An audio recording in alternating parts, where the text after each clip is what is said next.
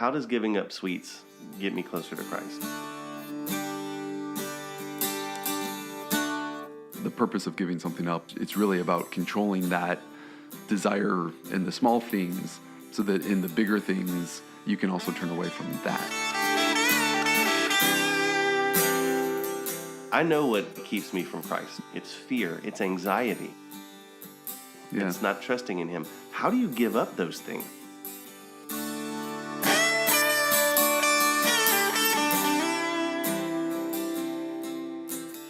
Good morning, everybody. This is Jeff. Hey, everyone. This is Chad, and you're listening to the Catholic Dads Podcast. Welcome. Welcome back. How you doing, Chad? I am doing great, Jeff. How are you? I'm doing good. So in the spirit of continuing the directed banter warm-up, did you have a topic for the banter this morning? I don't have a banter topic. Oh, Do so you? I just inspired by the shirt you're wearing, Chad, why don't we talk about sports as Catholic dads? Hey. What thoughts do you have on that? Are you a sports guy? Let's start with that. Yeah, I love the Astros, as I am sporting my Astros shirt. Love the Dallas Cowboys, and sports in general. I think it's good. I think it has a, when you think about what does it mean for the grander scheme, especially like baseball. Just baseball is such a, I don't know. You can almost look at baseball with some religious undertones. Maybe not football, but baseball. I don't know. Sometimes people even speak with reverence of parks like they would speak of beautiful cathedrals. Yeah. No, the recent Astros, successes and stuff has just been super fun to get back into it, and coffee's ready. Yeah. No, I think you're right. Baseball has a really cool, maybe unique to any other sport, throwback nostalgia that's just part of it, right? And when we started really getting into the Astros and started getting back, one of the things that surprised the kids was there's no clock. And so that's for me, that's a great part of the nostalgia, is that there's no clock in baseball, right? That everything else in our world is on a timeline, everything else in our world is scheduled, everything else, but then you go to a baseball game or you go to the baseball park and it's like, it'll get done when it's done, I like it, yeah. So no, I've always thought that was cool. Baseball, it does have even just going and watching the Astros in Minute Maid Park, there's like this kind of weird nostalgia about going to watch that game. And I've never been to a live football game, but I imagine it's just not the same. I know there's like the history and the nostalgia of football and, the Vince Lombardi and all of that is very, very present, right? And certainly the Cowboys have a deep and rich heritage. But yeah, you're right. There's something different about baseball. Yeah, and I think just looking at what you can teach, what you can not just kids, but I mean everybody can learn. I think from like the teamwork of any team sport. It's definitely worth instilling. So we had the kids. We don't have them in the programs anymore, but they've each down to Dylan. So Quinn hasn't participated in anything from his, he's young, but they've all participated in team sports like YMCA. Yep. And Evan and Elliot have done some other on the football side. But I think it's good. It's a good learning experience of teamwork. Working together to achieve a common good, a common goal, and it translates into other areas of life. We go to work every day. We work as part of a team. Yep. In the family unit, you're a team. Sometimes it doesn't feel like that, but yeah. So I think that sports are a great way that we can instill in our kids that, this is, you have a contribution to make, and then without your contribution, maybe something doesn't get done. Maybe it doesn't get done as well. It gives you the encouragement to like strive to do your best and things like that versus, an individual sport. And of course I know that there are individual sports as well, which I love equally. Right. I love running, and running is totally an individual sport for me. I guess there's like relay races and stuff like that where you're on a team, but, like just for the fitness, aspect, running would be you're setting a goal for yourself, and then you're going to try to achieve that goal. I love sports. Yeah, our kids do swim, and they've always done the swim team. And just here locally, almost every neighborhood has their own summer swim team.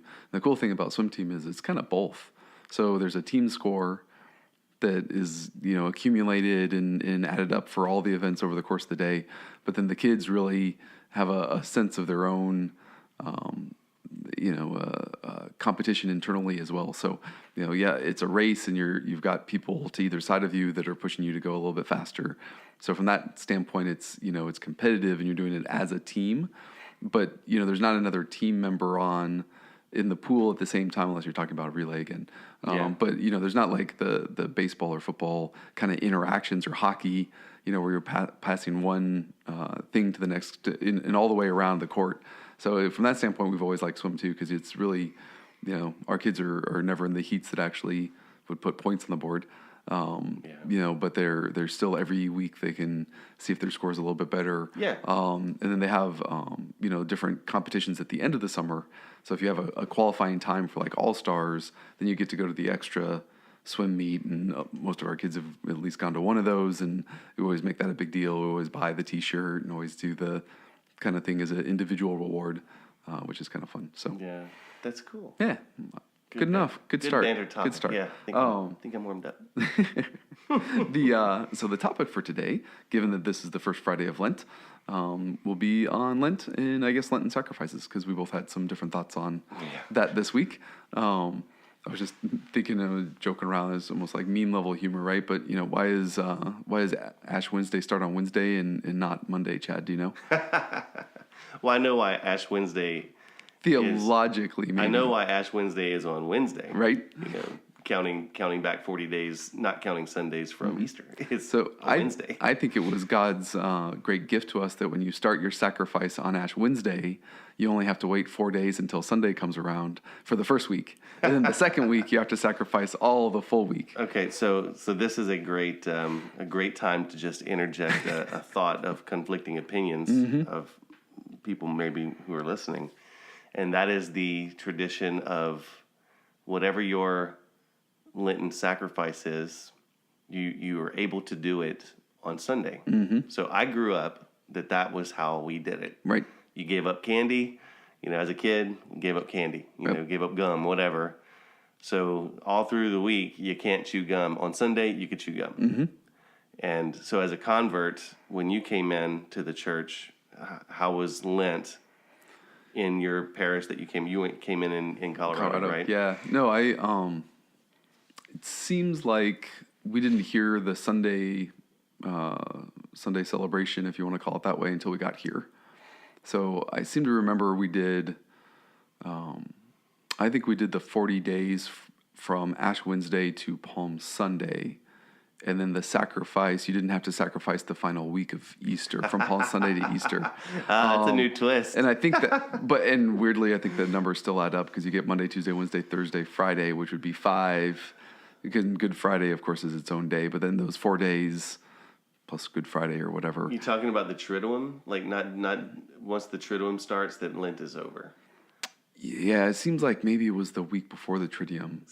That's don't quote me on that. No, I think but we had I remember having the debate here in Kingwood way after we had converted when we were here, right? That Sundays you can celebrate, and I think that's the official. I think Father TJ even said that on Ash Wednesday, right, in his homily, that Sundays are a day of celebration, and I like the idea behind that and the theology behind that, which is every Sunday is really a mini Easter. Yes. And so, we're called to celebrate life in Christ on Easter, and you wouldn't go to, or it would be awkward if you went to a big wedding feast and sat there with your arms crossed and a bit of a scowl on your face and let everybody know you were fasting, right? Yeah. So that would be awkward. So I think it makes sense. I like that. I think the danger, of course, is we were talking to the kids, and I'm teaching confirmation this year, and so I had this conversation in confirmation as well, is that Sunday doesn't give you an excuse to be a glutton either. Mm-hmm. And so when we look forward to,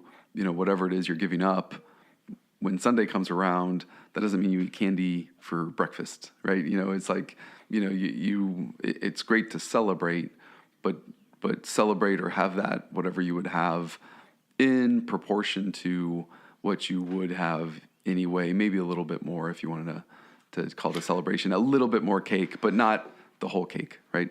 I can remember in college, I would give up alcohol for Lent. And I'm not kidding you. On Saturday night, we would all be out at some, bar. Yep. And at the stroke of midnight, I'd go up to the bar and get a beer, So it's like, so in retrospect, you're looking back, it's like, why do you give up the things that you give at Lent? I think that's a good segue into really the meat of the topic is that we were on the phone yesterday. It was like you're talking about Lent and what you're giving up and going to the Ash Wednesday Mass and hearing, and that had it in my head already, but it was like hearing Father Jonathan like speaking about it, just and we were talking, and you were saying like this Lent I'm gonna do it right, and I just really want to make it count because I'm with you, man. It seems that every leading up to what's the Sunday the pink where they wear pink vestments in it's like the week before I think. Yeah. So it's like 5 weeks in. You got one more week of Lent left. They give you the pink Sunday saying it's almost here, and somebody can tell me what the name of that is. Gaudete Sunday or something like that. It's like whenever I'm there, it's like Lent's almost over and I blew it. Right. I didn't really, and I know we've talked about Lent before on the podcast, but the purpose of Lent, the Lenten sacrifice, is that we're supposed to get closer to Christ. And I kind of do struggle at, how does giving up sweets get me closer to Christ?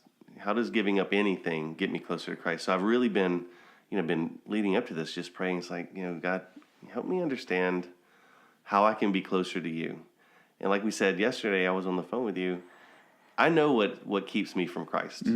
It's fear, it's anxiety, it's not trusting in Him. How do you give up those things? Right. I mean, I would love, please tell me. I would love to. And so those are the things that are driving my Lent this year. Is I'm trying to focus on, okay, what's a tangible thing that I could do without that may be causing me anxiety? And I'm looking for it. So at dinner yesterday, I was talking to Kim and the boys. We were out for Kim's birthday. And I was like, I've kind of given up everything and nothing all at the same time. Like right now, as a base, I'm kind of falling back to the Exodus 90. I did nice. Exodus 90 last year. Yep. And there's like a lot of stuff that you don't do and do. And it's like, just for right now, I'm just kind of following that because I don't really know what I'm going to hone in on. I want it to be something tangible, though. Right. And I have given up social media. Yeah, and good. I'm not going to do anything on Sunday. Yeah. So it's going to be straight through. Because, just a little background on our family. We have 3 birthdays during Lent. Kim's was yesterday. Evan and Elliot's are both within a week of each other at the end of March. And of course, you're going to have cake and ice cream or whatever on a birthday. And I will obviously partake of that. But it's like whenever you have those 3 celebrations and Sundays, it's not that bad. Yeah. Yeah. So for this year, I'm going straight through. And I remember, and the reason why I'm doing it this year, I'm not like making the kids or anything do it. The reason why I'm doing it like that this year is I can remember last year at the end of it going, I probably should have just gone all the way through with my Lenten sacrifices, and it probably would have been better. Yeah. And then, like, when on Easter Sunday, it would have been that much more, special. Right. Well, so that's exactly where I was at last year, and I think that's a good point. As I got to Easter Sunday, it was like Easter Sunday didn't have a lot of meaning because I didn't have a meaningful Lent, I guess. I just by the middle of Lent, I didn't have anything going on. And, we do the same thing. It's, spring break, we've got Aaron's birthday. Usually my parents come into town for that week, so any sacrifice you give up gets interrupted pretty early, and that's what happened last year. And so, for this year, started working up towards it early. We always joke about it. It happens every year. It's always on the calendar, for like birthdays and Christmases and all these things that we like put off. And then, so trying not to do that this year for birthdays and everything else as well. But, leading up to it, what can I do? What can I like add, that sort of thing. And then really doing like an examination of conscience and like, okay, well, what habit is it? What habit do I have that not maybe so much in the direction you were going in terms of like, what could I sacrifice that would get me closer to Christ? But what could I sacrifice that would be a good behavior to help, just strengthen that, fasting muscle, if you will, to help deny myself for the bad things by denying myself the good things. And, so Father Mike, and I forget his last name. Yeah, Schmidt, maybe. He had a couple of great little YouTube videos on this, right? About, what's really the purpose of giving something up. And, it's okay to give up candy if, it's going to have meaning, right? And it's about the meaning that you're putting into it. And so, giving up what you're giving up, make it spiritual. It doesn't have to necessarily bring you closer to Christ, because he makes the argument about, it's really about controlling that desire. We talked a little bit about last time too, the desire for goodness, and controlling that, in the small things, so that in the bigger things you can also turn away from that. And so, so I'm giving up alcohol. And I'm going to try to clean the litter box every day, just because that's something that, nobody likes to do. And it's in the laundry room where Aaron has to do laundry. And so that's my giving, thing. Yeah. And then for once a week, I'd like to get back to the chapel, and I haven't defined hour a week or, anything like that. I was just trying to go, trying to get in there. And then, so that hopefully becomes more of a habit, right? Yeah. It was funny because I listened, it just so happened to come up on my phone, our podcast from last year where we were talking about Lent.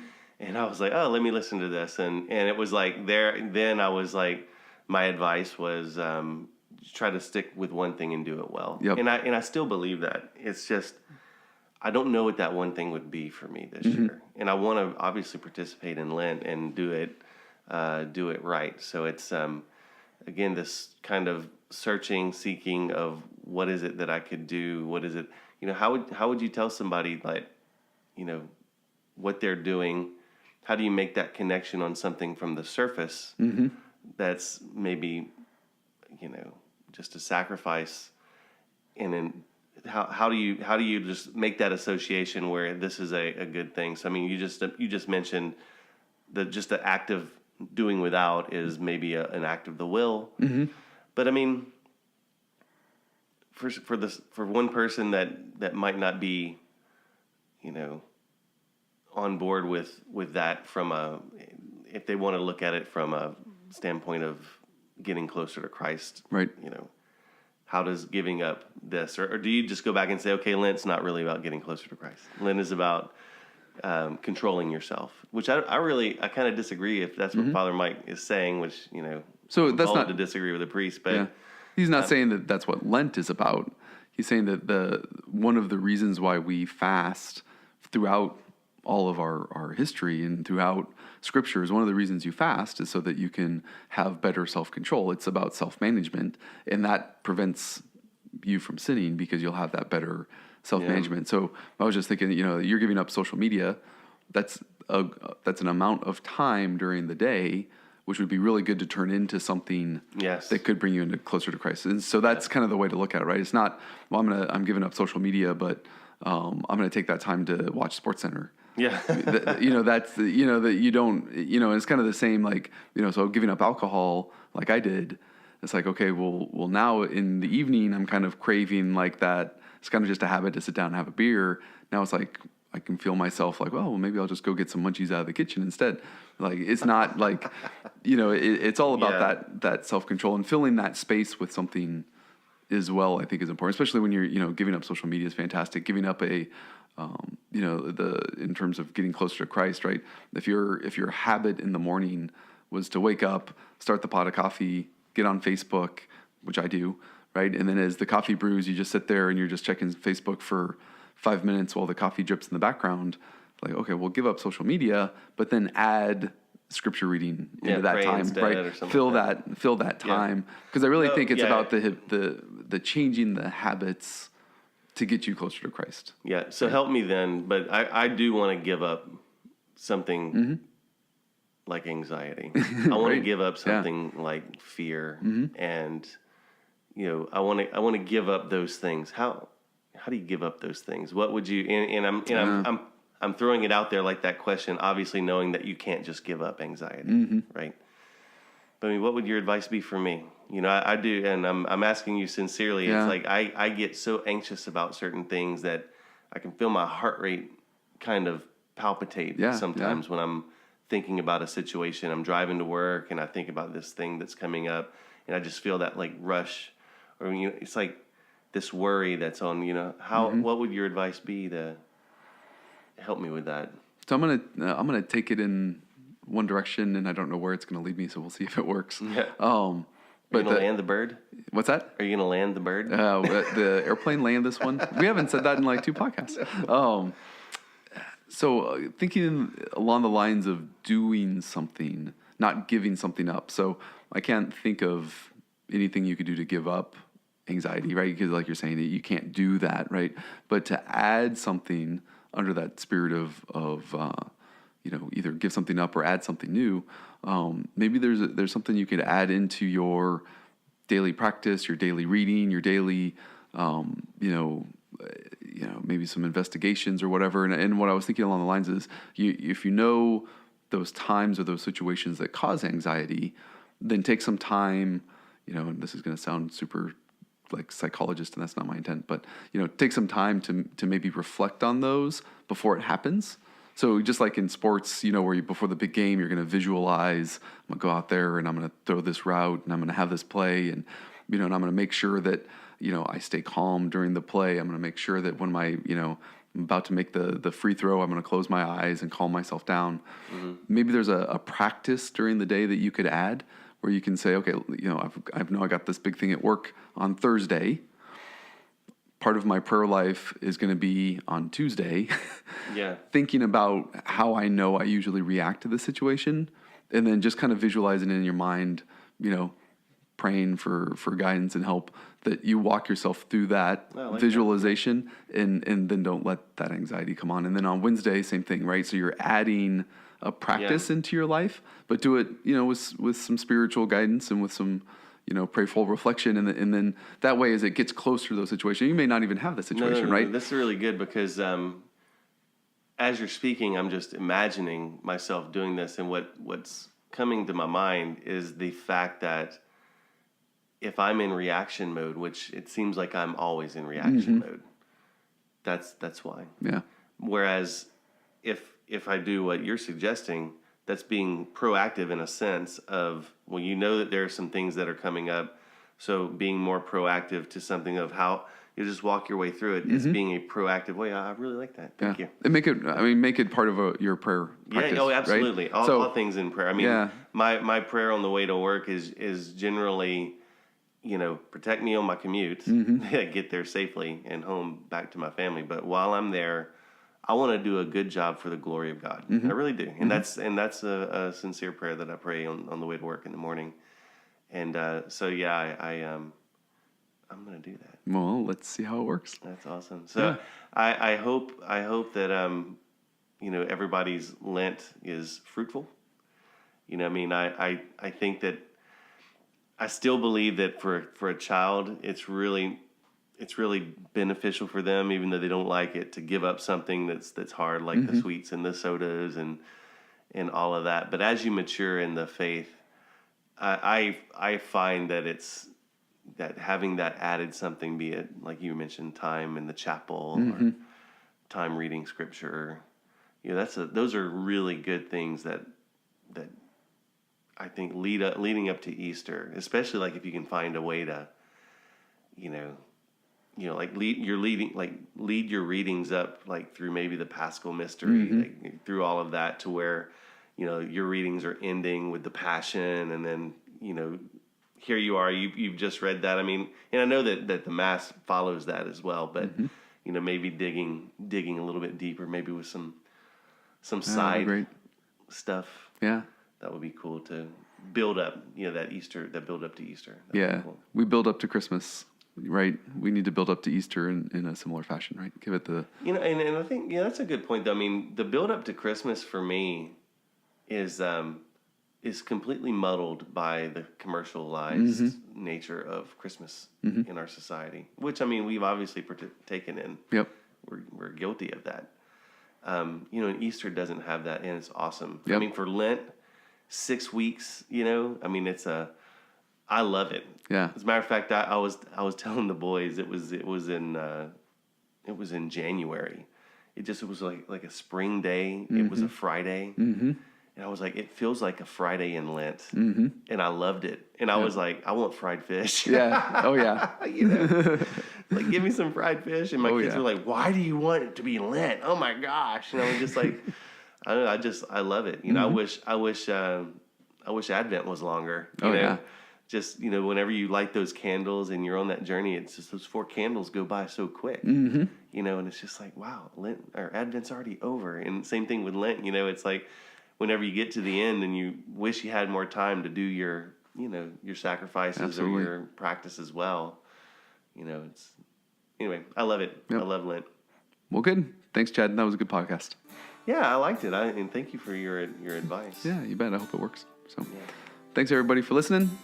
Catholic Dads Podcast. Find us on Facebook after Lent and YouTube and podcast and wherever fine, I guess, chocolates are sold if you didn't give them up for Lent. I will obviously be posting this on Facebook, but I won't. I promise I won't scroll while I'm up there. I'll just post and get off. There you go, St. Joseph. Pray for us.